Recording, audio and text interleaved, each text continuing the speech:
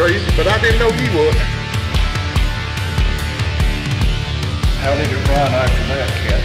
It helped it. It didn't spin as much coming off the turn. Welcome to another high-octane episode of Southern Dirt Motorsports. Welcome, everyone, to another podcast of Southern Dirt Motorsports. We're coming to you from Northfield Vineyard today. And I have with me Mr. Gary Lorance and Mr. Joe Simmons and Mr. Mike Luna. And today our guest is Joe Simmons. Joe was one of the prominent racers back in the day. Whenever Joe was at the track, it was always a colorful event. There was always excitement there. And Joe is kind enough today, he's going to share some of those experiences with us. And hold on for an exciting ride. It's always exciting when Joe is here, and Joe is here in full force. Joe, tell us, if you would, how did you get started in racing? Well, I got started in racing, I guess it was 1973, 74, and Big K Luna, I'd go down to his shop down there and work on his car and watch Towhead and them boys work on his car, he taught me the notion of getting a car. So anyway, I went and got a little junkyard and got a little car and got my mechanics to cut the thing in pieces and put it back together. And I finally got a little car, and I started running in a hobby class, and then I worked my way up to the main run. I used to ride in McMinnville and Sparta and also Buffalo Valley. I won more races in Buffalo Valley than I did in all the other two tracks put together, because Tolly Wayne gave me a nickname at Sparta is One Lap Simmons, and so anyway, I'd always make one or two good laps, and I'd run off the end of the track. So that's where I got started in racing. Well, I know the problem with that. The track was too short. It wasn't Joe's fault at all. The track was just too short for Joe. Where did you run your first race at, Joe? My first race was running in Sparta, Tennessee. In fact, I started racing down in Sparta, and then we went then Big K took me, they'd have a race, I think, in McMinnville on Friday nights, and there in Sparta on Saturday nights. And then we worked our way in, all the way in down to Buffalo Valley. And I won more races in Buffalo Valley because they had the higher banks down there in Buffalo Valley. I could keep my car on the track. So that's where I won most races. There in Sparta, I couldn't ever keep my car on the track. I'd make about 3 laps, and then I'd go off the end, And that's when I quit racing. This was the night that Gene Woods had his accident down there. He went off the west end of the track and got hurt real bad. And then I went, about 5 laps later, I went off the east end of the track and flipped over 3 times. And when my wife come in and got me at the end of the races, I was sitting on the trailer, didn't know what state I was in. So she woke me up every 30 minutes all night long. And so anyway, that's when I got out of the racing business. I sold everything I had the following week, but most of it I gave away, because like I said, I was, after Gene got hurt, and then there's only about a month earlier is when this tire came off, and I was down in the pit, and I was about 10 feet from this guy that got killed down there, where that tire hit him in the head, because everybody remembered that was in the racing business as far as at that time, and then I decided if I was going to get hurt that bad, that I didn't need to be driving a race car anymore. So that's when I got out of the racing business. Well, as we've talked before in some of the other podcasts, the safety measures have evolved so much over the years. And as Joe is stated, we saw a lot of good people get hurt. We saw some get killed. And the safety was just an evolution thing when somebody would get hurt or killed, you would try to fix something or improve it to the point that it didn't happen to you or someone else. And I've got a picture here, Joe. Would you tell us the significance of this picture? That was my last race at Sparta, Tennessee, and that was my last race in the car business because that was me and Gene Woods was running there before Gene went off the end of the track, and then a few laps later I went off the other end of the track, and that's when I flipped 3 times, you know.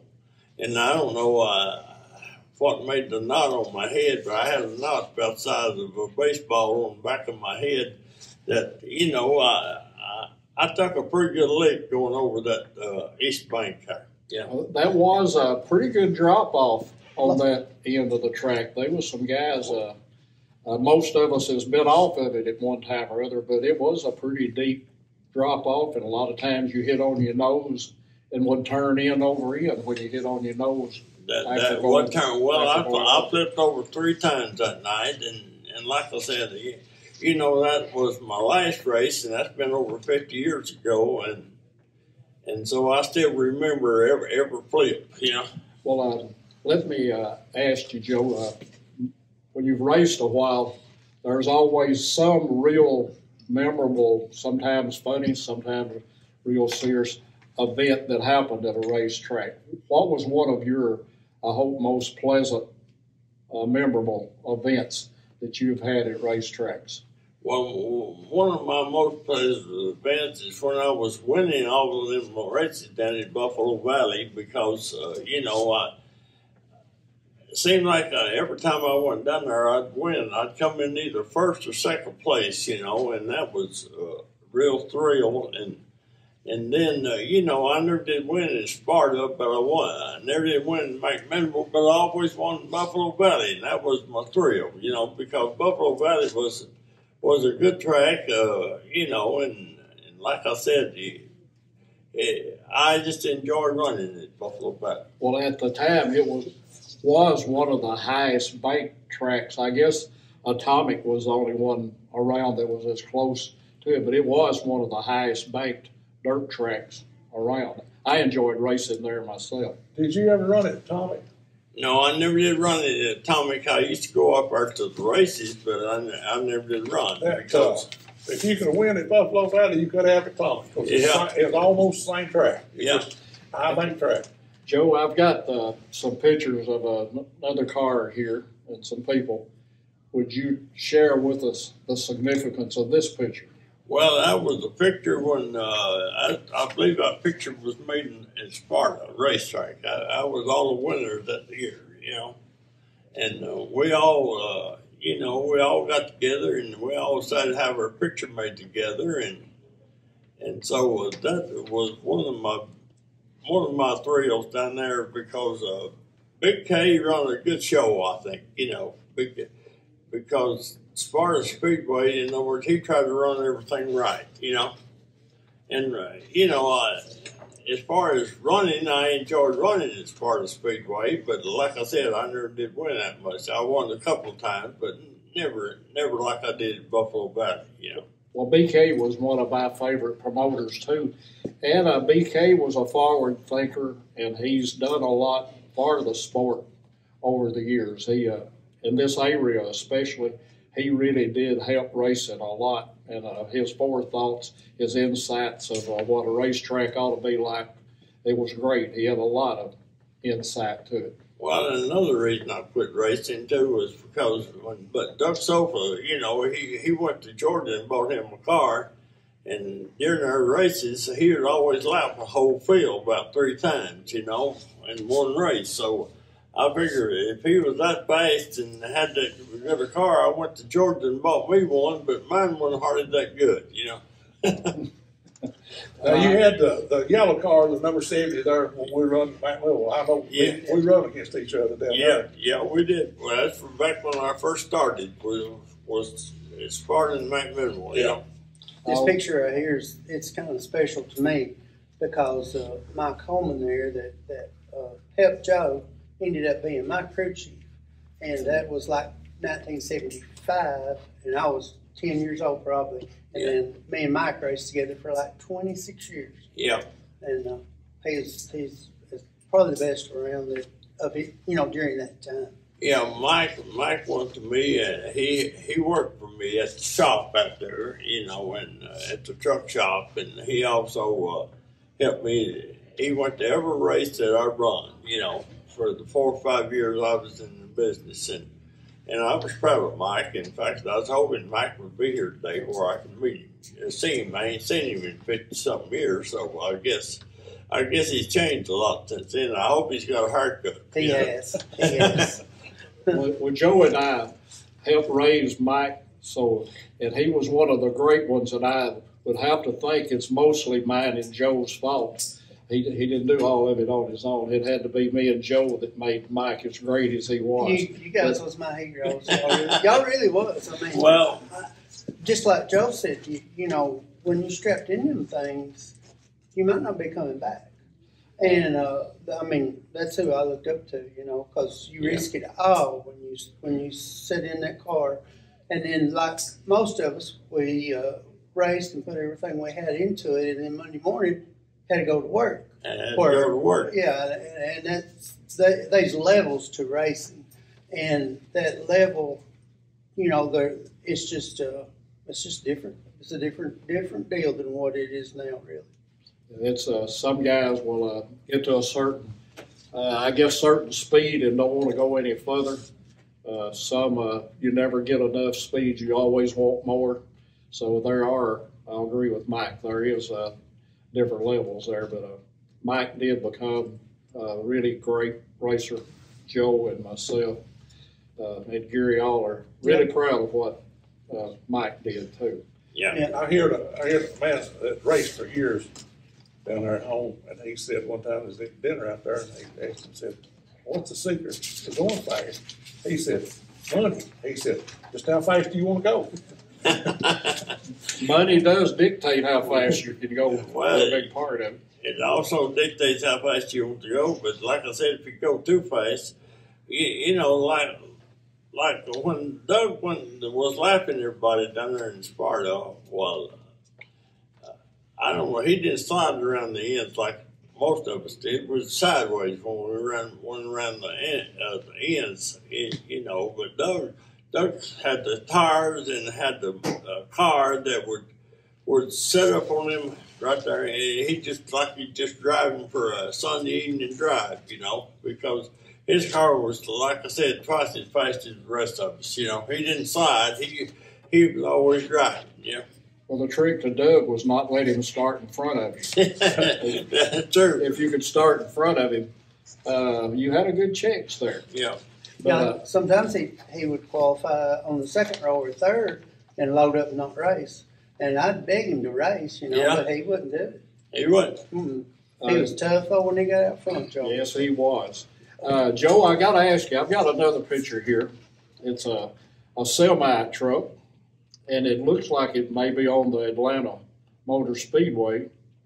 And I'm wondering what a semi truck is doing out there. Well, back in the days I was in the racing business, they had truck races, And so I took a $70,000 truck and made a race truck out of it. And it was off work for about 3 months because we had to buy new rear ends for it. And like I said, in the Atlanta Speedway now, we could only make about 10 laps without put a front tire on, because the racetrack down in Atlanta was so steep that the right front tire would wear out. It would be a ball tire at the end of 10 laps. So anyway, we run down there. We had one race, and like I said, my insurance man even was nice enough to go down there with me because he knew if I wrecked that truck, the insurance wouldn't pay that nickel for it. So anyway, that's the reason he went down there to see the truck run, because he made sure that the truck wasn't involved in an accident, because if it had been involved in an accident, I needed a $70,000 truck, But anyway, it was a lot of fun. we spent a lot of work and we spent a lot of money doing it, but anyway, it was a one-time deal. Yeah. Well, just to be out there doing that had to be a thrill. It was a thrill, and they was a crowded Atlanta Speedway, and there's a bunch of trucks down there running, but like I said, I took this brand new truck. It wasn't over 6 months old, and then I took the sleeper off of it, and then we had to put new rear ends in it. We had to put another transmission in it, and we had to redo it all the way from front end to the back end and try to fix it before it would stand them banks down there. But like I said, the only thing it done is if you didn't get tires back in them days was about $200 a piece, and so about every 10 laps it run, in other words, you had to put a new tire on it. Is that what you did for a living when you weren't racing, Joe, driving trucks? Well, I didn't. I drove for about 7 or 8 years, but I owned about 64 trucks in my lifetime, and at one time I had an office in Nashville, one in Chattanooga, one in Knoxville, and one in Coleman, Alabama.